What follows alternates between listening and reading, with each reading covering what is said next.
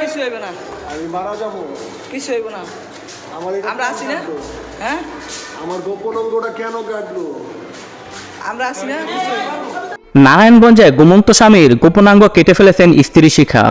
ঘটনাটি ঘটে মঙ্গলবার ভোরে উপজেলায় কলাগাছিয়া কান্দিরপাড়া এলাকায়।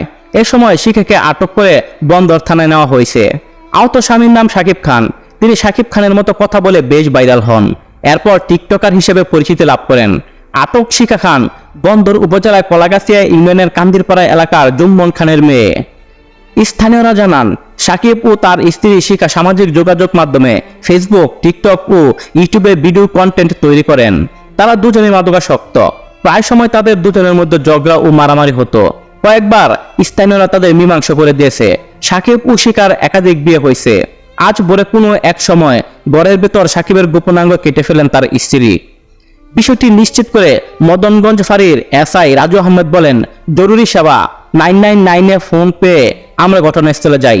সেখানে আলোচিত টিকটকার সাকিবকে রক্তাক্ত অবস্থায় বিছানার উপর পাওয়া যায়। গোপনাঙ্গ কেটে ফেলার প্রচুর রক্তপাত হচ্ছিল। কেটে ফেলা গোপনাঙ্গের অংশ শিখার কাছ থেকে উদ্ধার করা হয়। তিনি বললেন, আহত অবস্থায় উদ্ধার করে সাকিবের সঙ্গে সঙ্গে বন্দর উপজেলা স্বাস্থ্য কমপ্লেক্সে নিয়ে যাওয়া হয়। সেখান থেকে সাকিবকে ঢাকা শেখ হাসিনা জাতীয় বার্ন ও প্লাস্টিক সার্জারি ইনস্টিটিউটে চিকিৎসার জন্য আনা হয়েছে। এখানে তার সার্জারি চলছে। এসআই বললেন, সাকিব খানের আসল নাম শাকিল ব্যাপারী। তিনি মাদারীপুর জেলায় বাজিতপুর এলাকার মিন্টু ব্যাপারীর ছেলে।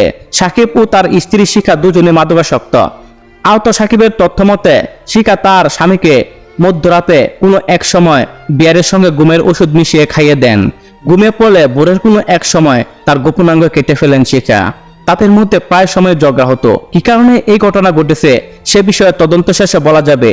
অভিযুক্ত শিখা খানকে আটক করে বন্দর থানায় হস্তান্তর করা হয়েছে। আইনগত ব্যবস্থা প্রক্রিয়াধীন রয়েছে। কিছু হইবে না, আমি মারা যাবো। কিছু হইব না। আমার এটা আমরা আছি না? হ্যাঁ, আমার গোপন অঙ্গটা কেন কাটলো? আমরা আছি না, কিছু হইব না।